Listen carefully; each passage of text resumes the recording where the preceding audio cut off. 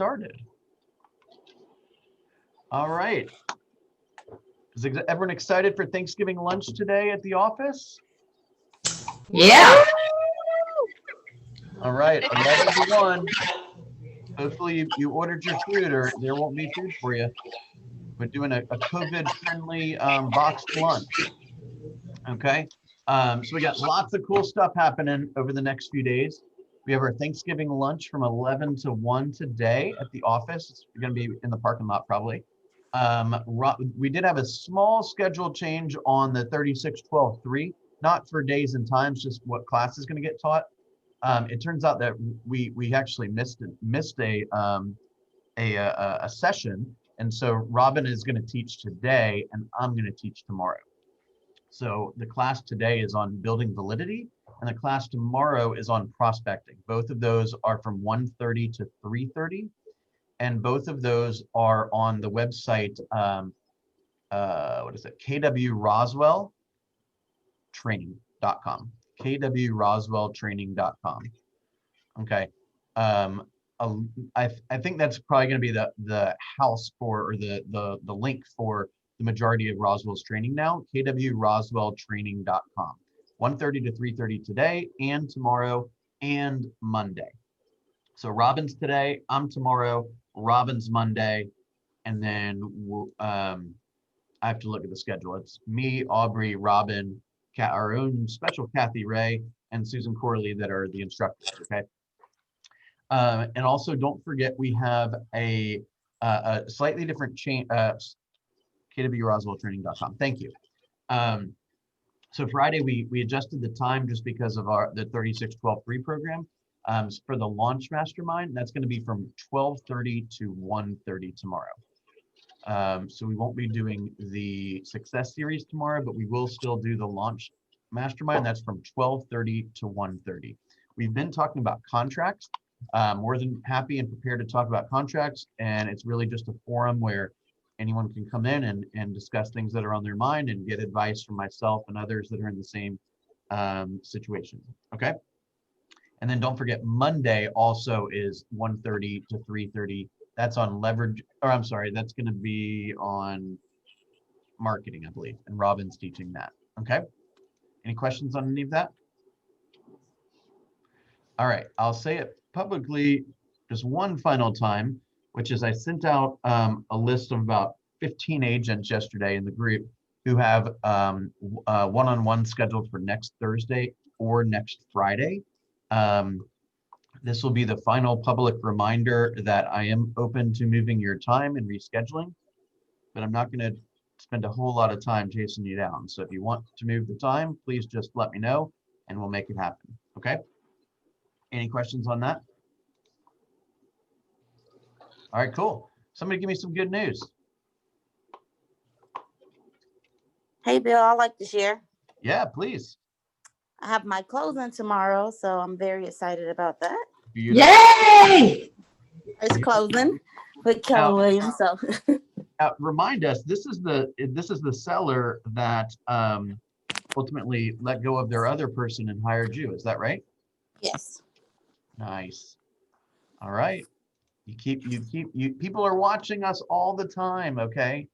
If sometimes somebody else gets selected to represent the buyer, represent the seller, and it doesn't work, and if we have a bad attitude about it, we won't become the second agent, right? I have is Pam on? Yeah, Pam's on.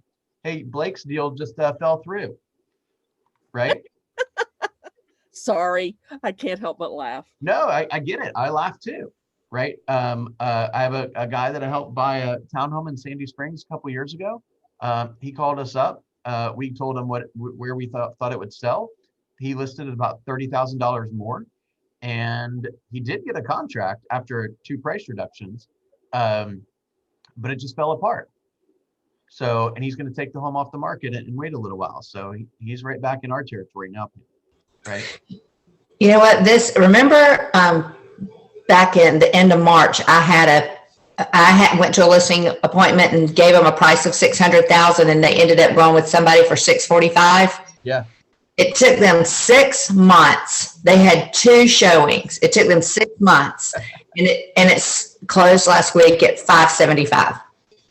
Wow. And they could, if they would have listed that thing in April at 600,000, it would have been under contract by the end of May. Exactly. So guys, sometimes people have to experience the information rather than being told the information, right? Our job is to remain professional and courteous and patient if need be, and just continue to be a good resource. Because if, Pam or I had texted this guy or called this guy and be like, why didn't you list with us? You're making a bad mistake, blah, blah, blah, blah, blah. We would never have an opportunity to help him again. You see what I'm saying? All right, cool. Who else? All right, let's jump right in. Who wants to tell me? I just want to spend 2 seconds on this and then we'll move on to the language pattern stuff, okay? We skipped yesterday, yesterday's topic, which was how to net $100,000 in your year, in a year of real estate, which is basically the same math as how to cap in 6 months, okay? Does anyone want to tell me the quick little cute math behind that? Anyone recall? Anyone? It goes 4, 3, 2, 1. Does anyone remember what that stuff stands for? Gosh, do we need to teach this every single morning? Yes. Yes, we need to teach it every morning? Yes. Well, Okay. I don't know where I was when that was going on, but. All right, let's do it. Bill, is it make 4 appointments? Is it make 4 appointments, keep 3, and actually close 1? No. Yes, and what's the 2? Oh, 2. 4, 3, 2, 1. Okay, make 4 appointments, keep 3, sign 2, close 1. Beautiful, beautiful, beautiful. Great job, star Do I get a student. prize? Yeah, I'll give you a prize. Let me think about that. What do you So want? how often do you have to do that? Once a month? Yeah. So let's review for everybody. Okay. Here's the basic format. Here's the basic format. Okay. If you go on, you set 4 appointments a month. Okay. So by the time you call it a week, you've set an appointment. Just one appointment set per week. I mean, gosh, we are supposed to be full-time real estate agents, right? So you should be spending a pretty significant amount of time interacting with the public with the hope of getting in front of people that may want to buy or sell something so you can present to them, right? And move them through the process of getting what they truly want. So we set 4 appointments a month. Okay, we're going to hold 3. So you don't even have to go on all 4 of them. Okay, set 4, hold 3. 2 of those you will agree to work with. And after we, get this cycle going for a month or 2, we'll close 1 each month. Okay, the average commission in our office, and this is super conservative, is 10 grand. Okay, for the last couple of months, Roswell's been over $400,000 for our average sales price, not in Roswell, but for our agents, right? The average sales price that our agents are closing last month was like $430,000. Okay, that's like a $14,000 paycheck. So I'm just doing the math at 10. Okay, $10,000 paycheck. You do one of those a month, that's 120 grand. You pay KW, you made yourself 100 grand. Okay. If one of those deals is a little higher, there's enough money to pay for me and your office bill and stuff, and you've netted yourself 100 grand. Okay. Now you want to net 200 grand, just double it. I believe that, let me just double check. Yep, I believe everyone on this call can set an appointment a week, don't y'all? I definitely think that's the case. Okay. And I believe everyone on this call can set 2 appointments a week if you really want to. Okay. If you set 8 appointments, you go on 6, right? You take 4, you close 2. Then you're netting $200,000. Is there anybody, like, can I just call, let me call one of you guys out. Corey, if I said to you, all you got to do is go on 6 appointments all month long. Convert like the average realtor would convert. And I know you're not average. At an average price range, and I know you're not going to sell average price range homes, we will make sure that you make 200 grand net. Is there anybody that would turn that job down? No. Yeah, it's just a numbers game. It's when you reduce it to, 6 appointments per month or whatever you set it at, it's setting it and committing to it and looking at what you need to do just to get those. It's like the one thing. It's right, like looking at what's going to help you reach that goal, and that's the first domino. Right. So somebody just texted me privately, do you mean gross or net? The truth, it's a tiny bit more complicated than I'm explaining it. But let's just say, for example, you sell 12 homes and earn 10,000 a piece. That's 120,000 gross. KW cost 18, so now you're at 102. By that time, I would be 10, so technically you're at 92. Okay. But then if you want to go in and talk about operating expenses and cost of sale and office bill and FMLS and all that, we could get pretty hairy. The point is if you're out there going on 3 appointments a month and taking 2 and closing 1, you're going to be damn close to 100 grand. Okay. And if by chance you're able to squeak out 1 more sale in the course of the year or a little higher sale, then you're over 100 for sure. Does that make sense? Yeah. Okay. So it really is that simple, right? And guys, this is a bit of a off color way to say it, but like, this is a stressful job, right? If all we want to make is 30 grand a year, gosh, there's so many different ways to make it that's less stressful, right? If we're going to put up with all that we put up with, let's go out and help a bunch of families. My God. You know what I'm saying? Everyone, I mean, does anyone disagree with that? No disagreements. All right, beautiful. Okay, so here's here's kind of part 2 of that plan. Okay, part 2 of that plan is what we need to, I haven't come up with a cute moniker for this. Maybe you guys can, as you can know, I'm certainly not a design expert, but maybe you can help me come up with something cute about this. The way that my math works is that you need 11 contacts a day. 11 contacts a day to pull that off. Okay. My recommendation was every single day you commit to 11 contacts, you add 2 people to your database and 1 person to your pipeline. Now you say, what's the difference between a database and a pipeline? Let's take a moment to discuss that. Okay. A database is what we call kind of the accumulation of all of the people that you're in relationship with. Okay. So their email, their cell, their home address, ideally, their name and number, all the data that you have, when their birthday was, what their wife's name is, what their husband's name is, how many kids they have, what their job is, whatever, right? That's the database. The database is going to have people, some are buyers, some are sellers, some are renters, some are family, whatever. Okay. There's a small micro part of that database that are the people that you believe will transact business in the next 12 months. Okay. That is the group I'm calling your pipeline. Okay. So if you look at the 4th quarter GPS, this right here, the 4th quarter GPS on the emails that I've been sending out. Okay. The very first thing on here is to create a visual pipeline. Okay. I know Command can do this. I know Opportunities can do this. However, if you're off track for your goals and you don't want to acknowledge the fact that you're off track for your goals, I can promise you, you are not going to log into Command to verify that. Okay. So what I recommend is some type of dry erase board or, tack board or something like that, that's in your workspace, where you say to yourself, where it has a list of all the people that are going to be transacting business in the next 12 months with you.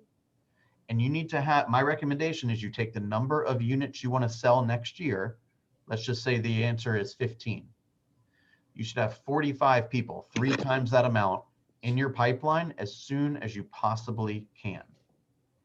Okay, as soon as you possibly can. If we add 1 person to your pipeline every day, starting today, you should be able to have that pipeline 3 times, most likely for most of us, 3 times the number of units you want to sell in 2021 by the end of this year. So then you start off January 1st, you got 3 times the number of people that you are counting on to transact on a list in front of you every single day. And that almost will mitigate completely any chance of you not closing that number of people. Does that make sense? Bill, Yes. it does make sense. And I want to show you something I made based off of the meeting with Susan Corley. Yeah. I was modeled after what she did. And I want to modify this to add more to it. But so she said she would list her goals for the year. So this is it backwards? No, that's correct. So Oh, this what do you mean is backwards? Oh, 2019, 18. Yeah, that part's backwards. Sorry, I can't flip it quickly, but it says 2021 We can goals. read it correctly, Corey. It's Yeah, we showing can up. read it. Okay, so It's yeah, not mirrored. number of people or families I want to help, and you list it from like the top number down, so that's kind of like a countdown. Yeah.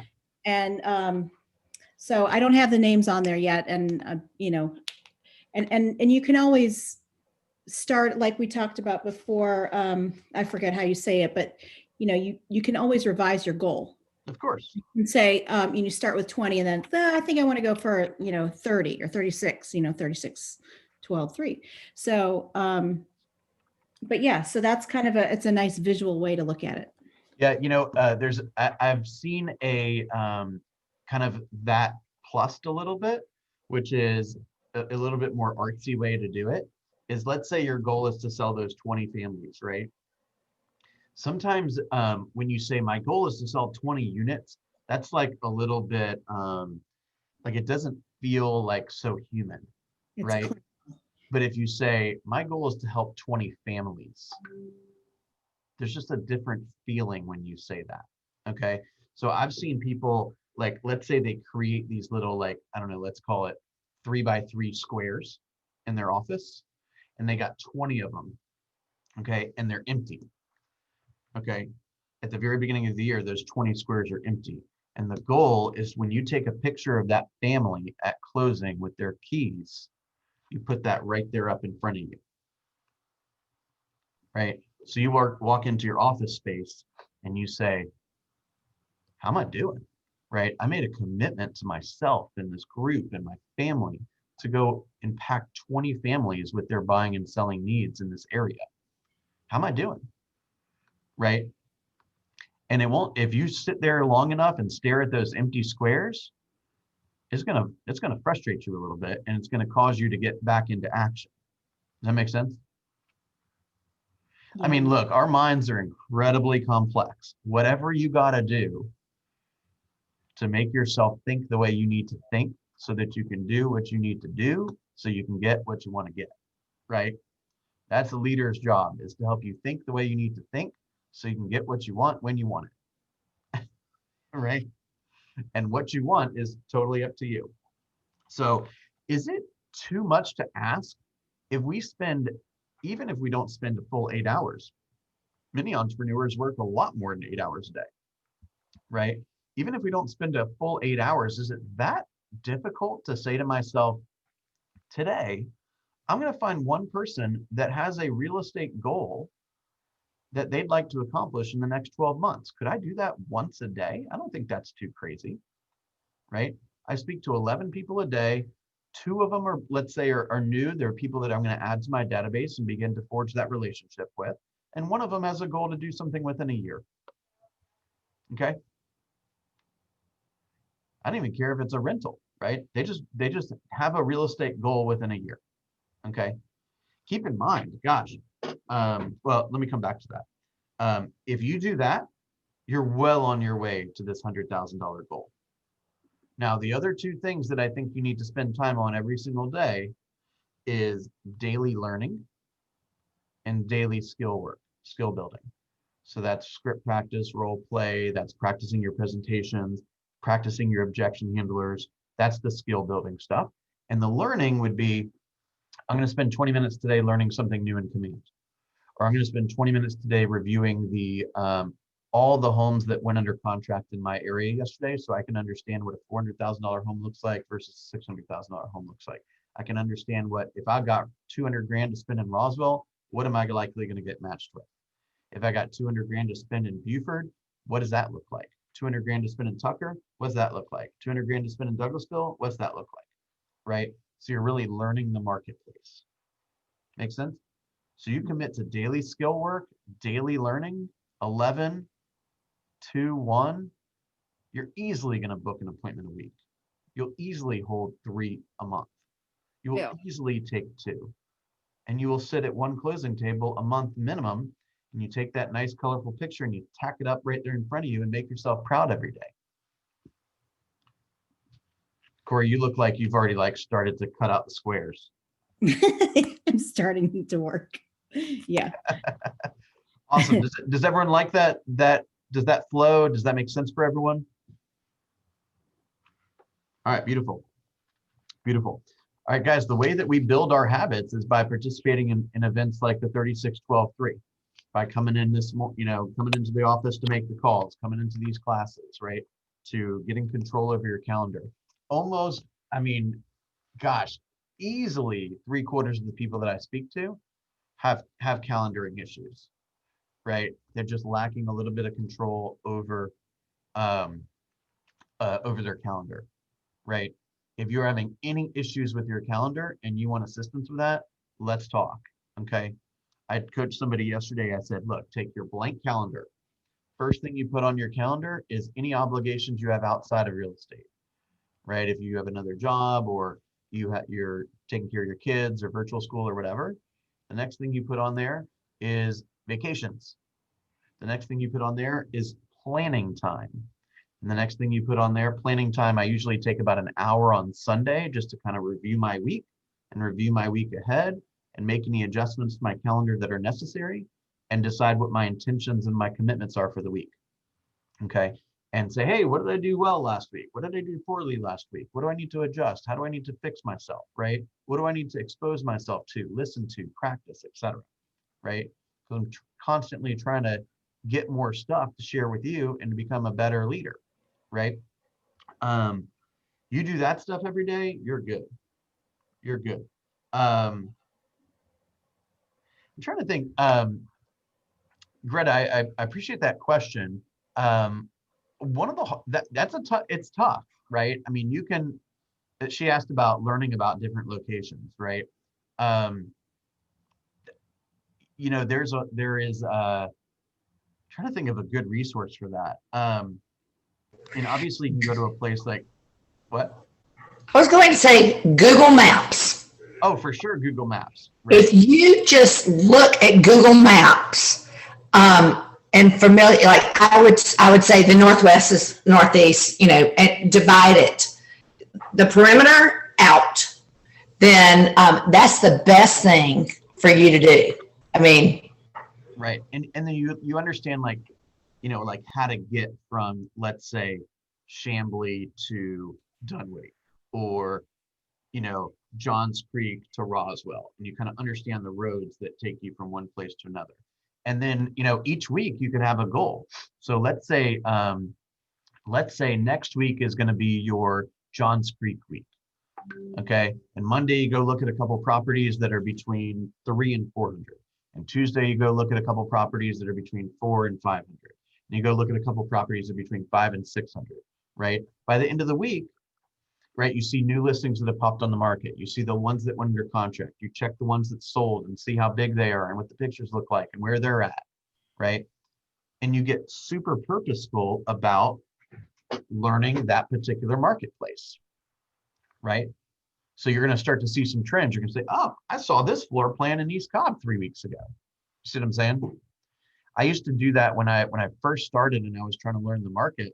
and I'd take those data, the FMLS data page, and this is, by the way, when homes were not selling in 2 hours. This is when homes would sell in like 3 or 4 months if we were lucky, right? And I'd go in the home and it'd be listed for, let's say, 250, and I'd write on a sheet of paper 210. And that was based on what I learned and what I had familiarized myself with. That was my guess at what the home would sell for. And I'd just have a huge stack of those in my office. And every once in a while, I'd pick some up and I'd go back to see if they were still available and what price they sold at and how long they were on the market. And that was my way of learning the inventory, right? I mean, think about this for a second. Let's say you went into the Apple store and you had some questions for the person that was working there, right? And they couldn't answer any of the questions. Like, they didn't know the difference between this model and that model and that model and that model. You're like, what is going on here, right? As a matter of fact, that's why they started the Apple store. If you've read Steve Jobs's books, basically they didn't want, for example, like if an Apple computer cost $2,500, but a Gateway computer cost $1,100, right? And you were in Best Buy trying to figure out which one made sense. The clerk at Best Buy wasn't passionate enough about Apple to explain why it was twice the price. So they said, we're not going to sell in those stores. We're going to have our own store where we control the salesmanship. Does that make sense? So how well do you know the inventory? Right? Bill, Yeah. can you, I have this is nice Southern girl syndrome. Can you just say something that makes me feel better? I feel bad setting up like a showing that's not really a showing. It's me going to preview, and I just feel bad about, the people leaving. And it's just me coming through to look, and I'm going to be in there 5 minutes. Yeah, well, then they only have to leave for 5 minutes. Oof, I forgot I'll be about- nice. I'll come up with something nicer. Okay. Here's the script. Ring, ring. Hello, Greta. Hello. Yes. So, hey, this is Bill Linkwald with Keller Williams. I see you have a cute new listing in Duluth on 123 Hill Street. Is that right? Yes. So I was hoping to preview that home today between about 2 and 2:30. Would that be okay? Of course. All right, great. Thank you. So, but I thought I went to Showtime. I didn't call the agent. I thought I just booked a showing through Showing Time. That's Well, why I'm it confused. depends on the showing instructions. Some people, I personally, I really don't really like showing time that much. I know it's an efficiency saver, but I like talking to the agent, right? Like, I want to separate myself from the other people. So Mhm. they might say, do it on showing time. And yes, I want to follow the instructions because I'm trying to build good rapport with them. But if they don't say show on showing time, I'm going to call them. And I'm going to say, hey, I got a great buyer. We're excited to see the home. Anything in particular that's important to you, right? I just want it to feel different when I'm involved. You see what I'm saying? So if by chance, if you want, onto the Gene Rivers class, what's that? On showing time, you can indicate that it's an agent preview. Yeah, and Yeah, don't, you can add comments and yeah, and the truth is that, like, I just don't think like, you're trying to do business, right? If you can't sell the home unless you know about it. Like, I don't see anything wrong with going in the home. It's true. Yeah, Greta, I don't know what you're feeling bad about. These people are trying to sell their home. yeah, You're an agent. I don't have a buyer to bring. That's Who the part. cares? it's You know, okay. So okay. what? You're an agent. So what? Well, the thing is here's the thing is, You're previewing it. here's Yeah. the beautiful thing about lead generation, okay? When you can look a buyer in the face or a seller in the face and say to them, I make calls every day Yeah. to find buyers for my sellers and sellers for my buyers, right? And help them make sophisticated real estate decisions, then yes, you may not have a buyer today for that home, but if you commit every day to making phone calls and interacting with people in the public, you could have one this afternoon, right? fair enough. So here's the thing. If they say no, just call a different one, right? you said yes right away. If you said, well, I only show my home to people with clients with or agents with buyers, say, great, good luck to you. Thank you. Have a great day. And you move on, you call the next one. No big deal. You don't want to yell at them or make them feel bad about it. I mean, we have a global pandemic going on. I get it, right? Some people may have certain things going on. But if I'm snooty to that person, right, then they may have the listing that my buyer wants in a year, and they'll remember that I was a jerk to them on the phone. I remember what I probably shouldn't even tell you. So I think that's very few and far between. I just can't imagine somebody from Keller Williams calling me just to show my house for 10 minutes. I can give 10 minutes no matter what.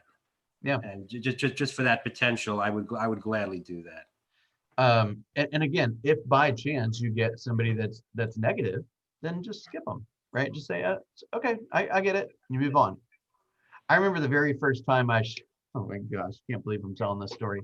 The very first listing I had, the very first showing I had on that listing, it was a condo down in Buckhead, and the condos in Buckhead, a lot of times the parking is just impossible, right? You got to pull up, you got to get the sticker, you got to go into the thing. It's just a huge pain. Anyway, there was this woman that was taking forever to pull into the community, and like she missed like the arrow like 2 different times and it honked, and I was like, right? Guess who it ended up being? The owner, Well, my Seller. buyer that I was meeting. or your buyer, right? Yeah. Okay, like you guys, we just got to keep our attitudes. Like we got to be, you know, we have to keep ourselves in check, right? That showing went nowhere. Okay. That's funny. Yeah, I mean, look, you guys, we're gonna win some, and we're gonna fail some, and we're gonna learn some, and the point of this business is to go have fun, right? When we have fun and we love what we do, then we just end up helping a lot of people, and the money comes in, and there's plenty of money. You see what I'm saying? All right, guys, 4, 3, 2, 1. We set 4, we keep 3, or we go on 3, we take 2, we close 1. All of us should be capping in 6 months or less. Okay, all of us.